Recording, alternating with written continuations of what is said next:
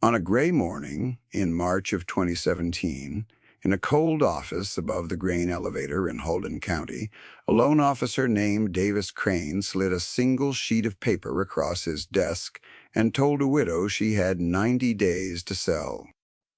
He was 48 years old, careful, well-respected, and certain. He had run the numbers 3 times. The land could not carry the debt. The equipment was scrap, and the woman across the desk had spent her whole adult life standing beside the work rather than signing for it. He was not cruel about it. He folded his hands and said, in the gentlest voice he owned, that sometimes the kindest thing a bank could do was let a family stop bleeding. 30 months later, in the same county, that same loan officer stood at the edge of a 40-acre field of certified rye and could not make his own spreadsheet agree with what his eyes were telling him. The widow he had tried to move off her land owned more of it than ever. She had doubled it, not the acres alone, though those had grown. The whole of it, the debt, the dirt, the worth of the thing. This is the story of the span between those 2 mornings, and of the 2 kinds of knowing that fought across it. Let me tell you about the woman first, because the bank's paperwork never did. Her name was Margit Solberg, and on the day her husband died, she was 43 years old.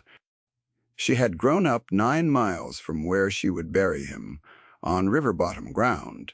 Her own grandfather had broken, and she had married into the Solberg place at 22, without ever once thinking of herself as a farmer. She thought of herself as the person who knew where things were. She knew which corner of the home quarter held water in a wet year and which baked hard by July. She knew the smell of the bin when the wheat was a half-point too damp to store. She kept the seed tags from 23 crop years in a cigar box on the porch, each one written over in her late husband's pencil and her own ink, and she could have told you, without rising from her chair, the germination percentage of every bag of seed that had gone into that ground for 2 decades. Roald Solberg was known for 2 things. He was the most patient man in the township, and he was the worst keeper of books in 3 counties. He farmed 500 acres the way his father had, then borrowed against it the way the salesman told him to, and the gap between those 2 habits had been quietly widening for years before his heart stopped in the cab of a tractor in the 2nd week of February. Margit found him at dusk. The engine was still running. The field was half-worked and would stay half-worked for a long time. What he left her when the lawyer finished was 500 acres, a house, a machine shed, and $540,000 of debt spread across an operating note, an equipment loan, and a second mortgage Roald had signed in a bad spring 3 years earlier. He also left her a combine. It was a 15-year-old machine with a cracked final drive and a feeder house that had thrown a chain in October and been parked where it stopped. To fix it would cost more than it was worth. To replace it would cost more than the land made in a good year. To the bank, that combine was a $40,000 liability, sitting in the weeds. To Margit, it was the last thing her husband had driven, and a problem she would solve with arithmetic rather than grief. The difference between those 2 readings is most of this story. Now let me tell you about the man at the bank, because the easy thing would be to make him a villain, and he was not one. Davis Crane had grown up in town, not on a farm, and he had gone away to the state university and come back with a degree in agricultural finance and a genuine, decent wish to keep the county solvent. He had seen what happened to families who held on too long. He had sat across the desk from men who wept, and he believed sincerely that he spared people pain by reading the numbers honestly and early.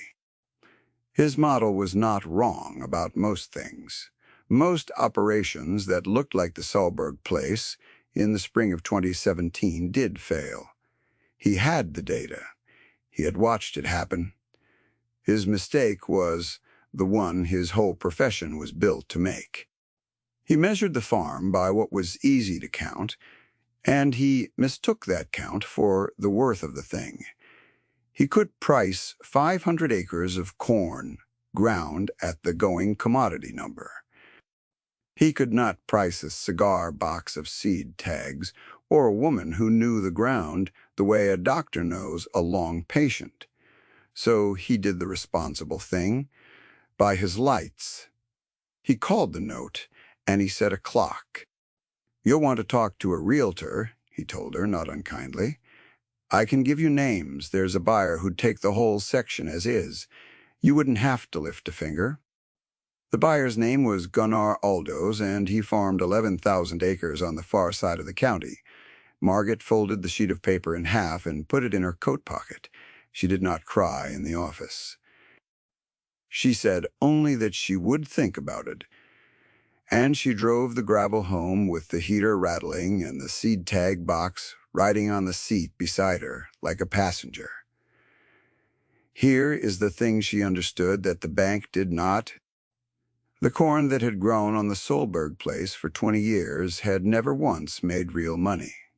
It had made gross revenue, which is a different animal entirely. Every spring she had watched the operating notes swell to buy seed at a price set in a far-off office, and fertilizer at a price set by a chemical company, and diesel at a price set by no one she would ever meet.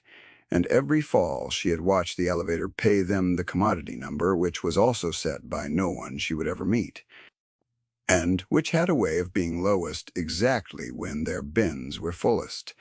They were price takers at both ends. They bought retail and sold wholesale, and they had borrowed to do it. And the only thing that had kept them afloat through the lean years was that Rold's father had owned the land outright, and Rold had spent that inheritance one mortgage at a time. She did not need a degree to see it. She had lived it. The question was not how to farm the 500 acres harder. It was how to stop being a price taker. Let me tell you about the answer she found, because it was sitting in her own porch in a cigar box the whole time. Among the seed tags from 23 years, there were 4 that did not match the rest. They were older, the paper gone soft and tan, and they were for a winter rye. Her husband's grandfather had grown in the 1950s, before corn had swallowed the valley whole. The old man had kept it not as a crop, but as a cover, a thing you drilled in the fall to hold the soil through the open winters when the wind came off the river and took the topsoil with it. Rold had kept the tradition alive on a few acres out of stubbornness, and never thought to sell a kernel of it. Margaret knew 3 things about that rye that Davis Crane's spreadsheet had no column for. She knew it would germinate at temperatures that would kill corn in the ground, because she had watched it green up under snow. She knew it threw out roots that ran down past 4 feet and held a field together through a wind that scoured everything else. And she knew, because the old tag said so in faded ink, that this particular rye had been grown clean and true on this ground for 60 years, never crossed with anything weedy, never let to go to a mess of off-types. It was, in the language of people who certify such things, a pure line. It just had nobody to certify it. She started reading. She drove 40 miles to the regional library and sat with the state extension bulletins on small grains, and she rode away to the State Crop Improvement Association for the rule book on seed certification, and she read it at the kitchen table at night until she understood the chain. Here is the chain, and it matters, so let me lay it out plainly. Anyone can sell a truckload of grain to the elevator for the commodity price. A farmer who can prove that her seed is a known variety, free of weed seeds, free of other crops, and able to sprout at a high and tested percentage, can sell that same grain as certified seed. And certified seed does not sell by the commodity bushel, it sells by the bag to other farmers who need to know exactly what they are planting, and it sells for 3 to 5 times the price of the same grain dumped at the elevator. The difference between a bushel of rye sold for feed and a bushel of the same rye sold as certified seed was, in that county, in that year, the difference between $4 and roughly 16. She did the arithmetic on the back of the foreclosure letter. It was the only clean paper in the truck. To get there, she would have to do 3 things. The bank would never have lent her $1 to do. She would have to get the old rye line officially recognized and entered for certification, which meant an inspector walking her fields and pulling samples. She would have to clean and test her own seed to a standard, which meant fixing or finding a seed cleaner and a germination setup. And she would have to do it on ground the bank had already given up on, with a clock running and a combine sitting dead in the weeds. She started with the combine because the combine was the thing everyone told her was impossible, and she had learned long ago to distrust the word. A man named Eldon Breyer ran a salvage and repair yard out past the rail crossing, and he had known Rold for 30 years. Margit drove out with a cigar box, which had nothing to do with combines, and a thermos of coffee, which had everything to do with how things got done in that county. She did not ask him to fix the machine. She asked him what it would take to make it run for one season, not look good, not hold value, run once through a rye crop which threshes far gentler than corn. Eldon thought about it for a while, the way men like Eldon think, which is slowly and out loud. The cracked final drive, he said he could pull from a junked machine of the same make sitting in his back lot, the one that had rolled in a ditch and bent its frame past saving but kept its driveline whole. The feeder chain was nothing. An afternoon the rest of it would hold, if she ran it slow and greased it like she meant it. He named a figure. It was $4,000, and his labor traded for a quarter of her first clean seed. It was not nothing. It was also 1/10 of what the bank had written the combine off as costing to make right. To Davis Crane, the combine had been a $40,000 problem with one solution, which was to make it disappear from the ledger. To Margit and Eldon, it was a machine with one bad part and a donor sitting in a back lot. Same combine. 2 readings. One of them was true. While Eldon worked, she planted. In September of 2017, against every piece of advice she had been given, she drilled the old rye across 200 acres of the home ground, using the last of the original seed, stretched thin, and a custom drill borrowed in exchange for a winter of bookkeeping she did for the neighbor who owned it. She planted late enough that it would not get ahead of itself before the snow, and early enough to set roots. And she walked the fields in October, pushing her fingers into the cold ground to feel the white threads already running down. That fall, while her 200 acres of rye lay dormant under the first snow, Gunnar Aldous planted nothing, because his ground was already corn stubble and would be corn again, and he spent the winter doing what confident men with 11,000 acres do. He bought a new combine. It was a $500,000 machine, the color of a stoplight, with a cab like an airliner and a screen that mapped his yield by the foot. He bought 2 of them, actually, and a new grain cart, and he leased another 2,000 acres on the strength of a corn price the futures market promised him would hold. Consider Gunnar for a moment, because his path runs alongside Margit's the whole way, and where it ends is half the lesson. He was not a bad farmer. He was, by every measure the county respected, the best one. He farmed more acres than anyone. He farmed them faster.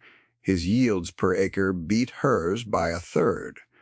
And he had a banker, the same Davis Crane, who considered him the gold standard of the county. Gunnar believed, the way Crane believed, in a particular idea so completely that he had stopped being able to see it as an idea at all. The idea was that the way to survive in farming was to get bigger, to spread your costs across more acres, to buy efficiency by the section, and to win the commodity game on volume. It was not a foolish idea. For 30 years it had been the only idea that worked. It had one flaw, and the flaw was the same as the bank's. It measured the farm by what was easy to count, and it left out everything else. Gunnar's 11,000 acres were all the same crop, bought from the same supplier, sold into the same market, financed by the same note. He had made himself enormous and identical. He had, without ever using the word, built a thing that could only break in one piece. A pause. Here, because I want you to hold both fields in your mind. Margit's 200 acres of an old crop. Almost no one grew, green under the snow, drilled with borrowed iron, and a salvaged combine waiting in a shed. Gunnar's many thousand acres of the one crop everyone grew, financed to the hilt, served by 2 new machines, the color of a stoplight. The county would have told you which one of them was the farmer and which one was the widow. Holding on too long, the county was reading the wrong column. Spring of 2018 came, and the rye came with it, ahead of every other green thing in the valley. It greened up in April while the corn ground still lay black and cold, and it grew through May into a thick stand that choked out the weeds before they could start, because rye does a thing the chemical companies will not put on a label. It suppresses its own competition. Its roots and residue release compounds that hold down the germination of the weeds around it, a natural chemistry the old-timers had used for 100 years and called nothing in particular. Margit had read the word for it in an extension bulletin and filed it away. The point was that she sprayed almost nothing and bought almost nothing, and the rye did the work that other men paid a chemical company to do. In June, the inspector came. Her name was Inga Reinhold, and she worked for the State Crop Improvement Association. And she had walked more seed fields in her career than anyone alive in that part of the state. She was the qualified judge in this story, the one person whose verdict the market would actually accept, and she did not deal in opinions. She dealt in samples. She walked Margit's 200 acres in a slow grid, stopping every so often to pull a head of rye and roll the kernels in her palm and look at them against the sun, looking for off-types for other grains, for the weedy ryegrass that would have disqualified the whole field. She pulled official samples and bagged them and tagged them and said almost nothing at the truck. Before she left, she asked one question. She asked how long this line had been grown on this ground without an outcross. Margit said 60 years that she could document, and went and got the cigar box and laid the 4 soft old tags from the 1950s on the tailgate in the order of their years. Inga Reinhold looked at the tags for a long moment. Then she said the thing that turned the whole story. "You don't have a field of rye," she said. "You have a variety. There's a difference, and the difference is worth money." She did not certify it on the spot. The samples had to go to the lab. The germination test had to run. Still, she had said the word that mattered, and she had said it standing in the field. And Margit drove to town that afternoon and did the one thing she had been afraid to do for 15 months. She went up the stairs above the elevator, and she sat down across from Davis Crane, and she asked him for 90 more days. He did not want to give them. This is where it would be easy to make him a villain, and where I am going to ask you to watch him. Instead, be a sincere man defending a belief, because that is what he was, and because a defeated belief teaches more than a defeated man. Crane had not simply filed a letter and forgotten it in the months since he had done his job, which was to protect the bank. He had ordered an updated appraisal of the land, and the appraisal had come back lower than the debt, which meant that on paper the bank was already underwater on the Solberg note. He had, quietly, brought Gunnar Aldous in to look at the section, and Gunnar had made a soft offer to take it at the appraised price, which would have made the bank whole and erased the problem. Crane had the buyer lined up, the appraisal in hand, and the legal clock nearly run. He was not negligent. He was thorough. He had built a careful structure to make the sale happen, and he genuinely believed it was the merciful outcome. So when Margaret asked for 90 more days, he did the thing a careful man does. He said no, and he explained patiently why the appraisal was the appraisal. The note was a field of rye, he said with real and audible kindness, was not a business plan. He had seen people pin their hopes on a special crop before, a boutique idea, a niche, and he had watched the niche fail to pay a $500,000 note, and he did not want to watch it again. Not to her, not to a friend's widow. I appreciate that you're trying, he said.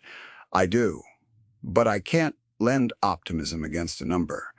The number says, sell. She did not argue with him because she had learned that arguing with a man's model only makes him defend it harder. She put one thing on his desk instead. It was a single sheet from the State Association, a provisional record showing that 200 acres of a named rye line had passed field inspection and been entered for certification pending the germination test. It was not money. It was not a contract. It was a door, cracked open, with a number behind it he had never had a column for. 90 days, she said. If the test comes back, and I can't sell the seed for more than corn, I'll sign whatever you put in front of me, and I'll thank you for trying to spare me. But I'd like you to lose the bet first. He gave her 30, not 90. 30 days, and a warning that he was doing it against his own better judgment, and that the buyer would not wait forever. It was less than she asked for and more than his model allowed, and the gap between those two was the first crack in a certainty that had never failed in front of him before. Let me tell you what happened in those 30 days, because this is where the arithmetic she had done on the back of a foreclosure letter stopped being arithmetic and started being a fact. The germination test came back at 96%. The purity test came back clean, no other crop, no noxious weed seed, a pure stand of a named variety. The state certified 200 acres of the old Solberg rye as registered seed stock, which meant Margit could sell it not as grain, but as seed by the bag with a blue tag on it that other farmers would trust. And the moment that tag existed, the price changed under her feet. She did not have to go looking for buyers. The certification list was public, and there were not many growers of clean winter rye seed within 400 miles, and the demand for cover crop seed had been climbing for years as younger farmers tried to put life back into ground that 30 years of corn had worn thin. A seed company in the southern part of the state called First, then 2 organic outfits, then a cooperative 3 states away that supplied cover crop seed to a region full of farmers, trying to do exactly what Roll's grandfather had done by instinct. The rye yielded a little under 50 bushels to the acre across the 200, which, at feed prices, would have been worth about $4 a bushel, roughly $40,000 gross, not enough to dent the note. As certified seed, it sold, after cleaning and testing and bagging, for an average of $15 a bushel. That same crop, the same kernels off the same dead man's combine, came to just under $150,000. Set against a $500,000 debt, it was not salvation. It was even so the first dollar that operation had ever made that was not borrowed first, and it was made by selling the thing itself instead of the commodity the thing got ground into. She paid down the operating note. She paid Eldon Breyer his $4,000 and his quarter share. She kept back the cleanest 40 acres of seed for herself because the cleanest seed of a certified line is not a crop. It is capital. And she meant to plant it. When she walked back into the office above the elevator with a check and a certification certificate, Davis Crane did a thing careful men do not often do. He went quiet, and he read the certificate twice, and he did the math himself on his own pad, and then he looked at her differently. Not warmly. Yet he was not a man who turned fast. The look, even so, was the look of a person who has just watched a column appear in a spreadsheet he had been sure was complete. $15 a bushel, he said, mostly to himself. For seed, she said. 4 for grain, same rye. I just stopped selling it to the wrong buyer. He sat with that. To his credit, he did not pretend he had seen it coming. He extended the note another year on better terms, because the bank's own rules said an operation showing real margin was a different risk than one showing none, and his numbers, which were honest numbers even when they were aimed the wrong way, now said something they had not said in March. Here is where most stories like this one would end, with the bank converted and the widow saved.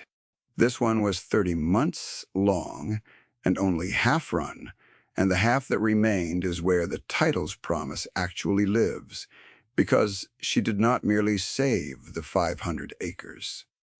She doubled it, and the how of it was not luck, and it was not a single miracle crop.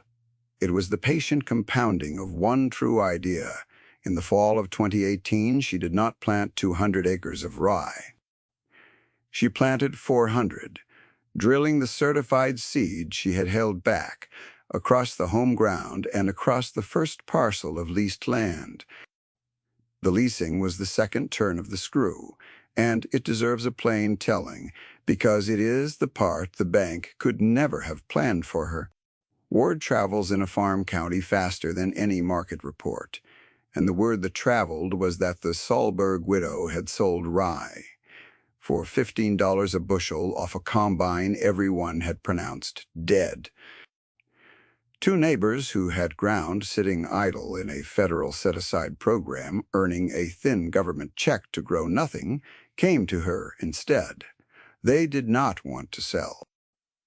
They wanted her to farm their acres on shares and grow her certified seed on them because their dirt earning her premium beat their dirt earning a subsidy. By the spring of 2019, she was farming 900 acres, more than 400 of them other people's, and the other people were glad of it. She did not get bigger the way Gunnar got bigger. He had bought acres with debt to spread the cost of a thin commodity margin. She had been invited onto acres by their owners to multiply a fat seed margin, and she carried almost no new debt to do it, because the seed paid for the next year's seed and the cleaning paid for the cleaner. The shape of the two growths could not have been more different. His was a balloon, hers was a root. And here is where the structural shock came. The thing neither model could see, the thing that settled the question the way only an impersonal fact can settle it. The corn price did not hold. It had been promised to Gunnar by the same futures market that had promised it to half the country, and In the summer of 2019, a long, wet spring across the whole grain belt was followed by exactly the kind of price collapse that happens when everyone is sold the same idea and grows the same crop in the same year. The market did not care that Gunnar farmed it well. It paid him a number below his cost of production on 11,000 acres financed to the lip, and there is no farming your way out of a price that sits under your cost across that many acres. His 2 new combines, the color of a stoplight, kept working perfectly. That was the cruel arithmetic of it. The machines ran flawlessly across fields that lost money by the acre, all of it the same money, all of it borrowed, all of it breaking in one piece because he had built only one piece. I want to be careful here because it would be easy to enjoy this, and the story does not let you. Gunnar Aldous was not punished for being wicked.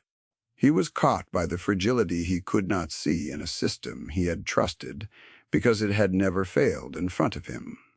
He did everything his model told him to do, and he did it better than anyone, and the model was wrong at the one-time horizon that counts, which is the long one.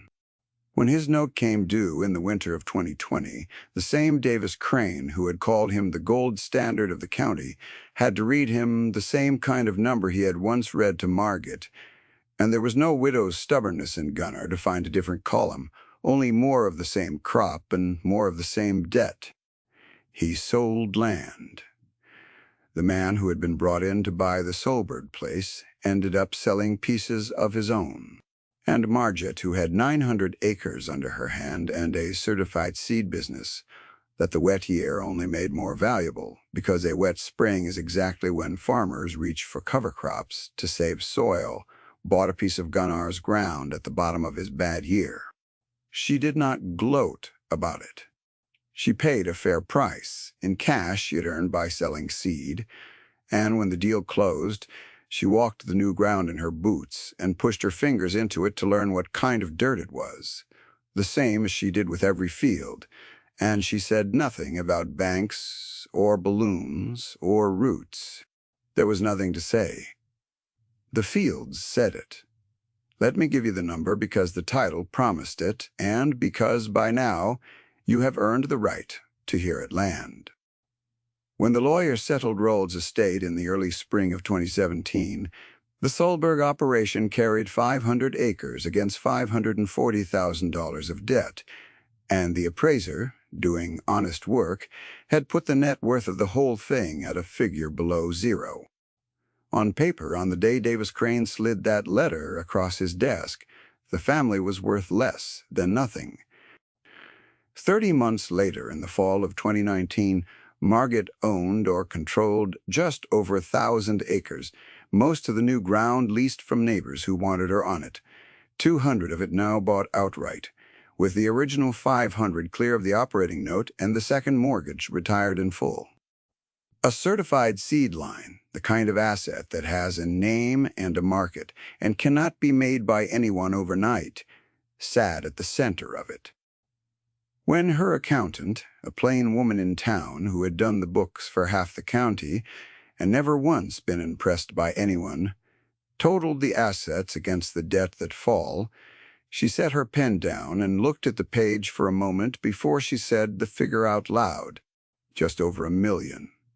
Not gross revenue, not the value of the crop, the worth of the thing, the equity, the difference between what she owned and what she owed, on ground that had been worth less than nothing 2.5 years before. She had not doubled 500 acres.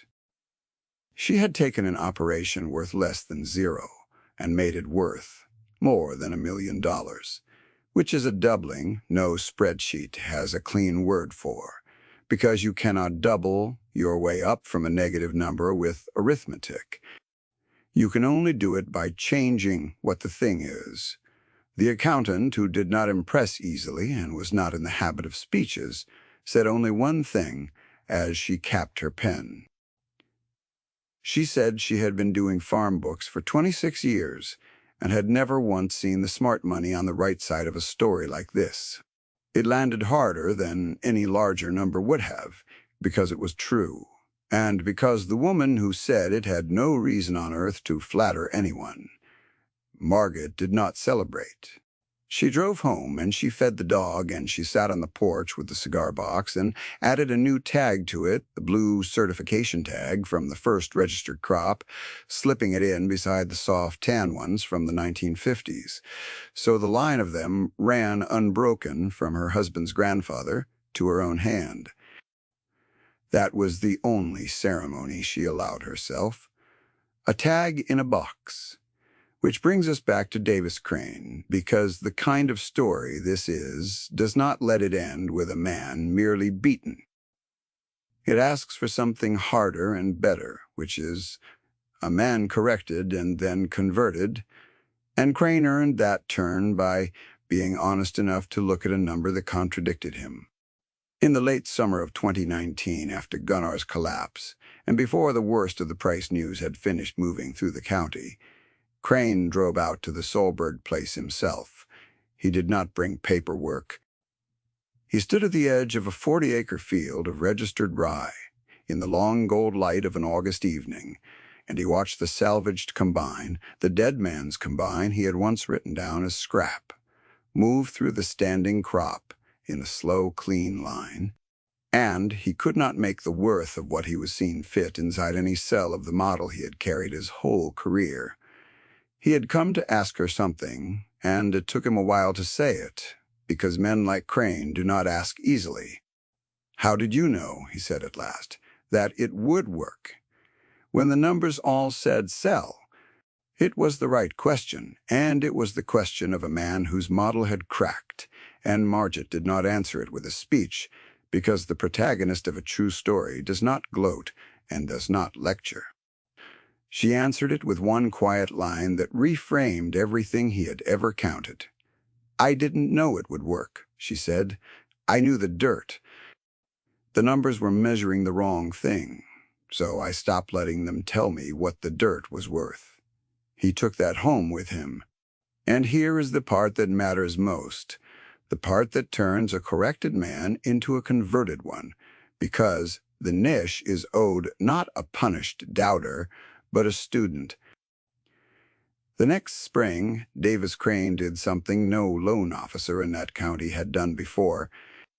He went to the state association the way Margaret once had, and he learned the certification chain himself, kernel by kernel, until he understood the price spread between a commodity bushel and a certified bag the way she did.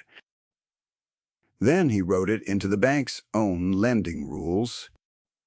He built a loan product for small grain seed operations, a way to lend against the worth of a certified line and a known market, rather than only against acres and iron, and he sent the first 3 farmers who qualified for it out to the Solberg place to learn from the only person in the county who had done it. She taught them. That was the last turn, and it is the one the niche cares about most. Because a method kept secret dies with its keeper, and a method given away becomes a thing the land itself remembers. She gave them seed at cost, and the run of her cleaning shed, and the loan of the old salvaged combine, when their own machines were tied up, and she walked their fields with them in June the way Inga Reinhold had once walked hers, teaching them to roll a head of rye in the palm and read it against the sun. Within 3 years, there were 11 certified seed growers in Halden County, where there had been 1. And the elevator above, which Davis Crane kept his office, had to put in a separate bin for identity-preserved grain, because too many farmers had stopped selling the wrong thing to the wrong buyer. Let me lay the thesis down plainly now, the way this kind of story is meant to, and then I will get out of the way. There are 2 kinds of knowing, and they were both in that county the whole time. One is wide and shallow and confident. It reads the whole landscape at a glance, prices everything by what is easy to count, spreads itself across as many acres and as many borrowed dollars as it can, and trusts that bigness and sameness are safety. It is not stupid, It is usually right for a while in the calm years, and it has men with degrees and good intentions to carry it. Men like Davis Crane and Gunnar Aldous who meant no harm and did their honest best. The other kind of knowing is narrow and deep and patient. It knows one piece of ground the way you know a face you have loved for 40 years. It keeps the seed tags in a cigar box. It can tell you the germination percentage of a crop from the 1950s and feel the white roots running down through cold October dirt. It does not spread wide because it cannot. It can only go deep into the one thing it actually knows. The county measured Margaret Solberg with the first kind of knowing and found her worth less than nothing. The land measured her with the second kind and made her worth more than $1 million, though she would never once use that word about herself.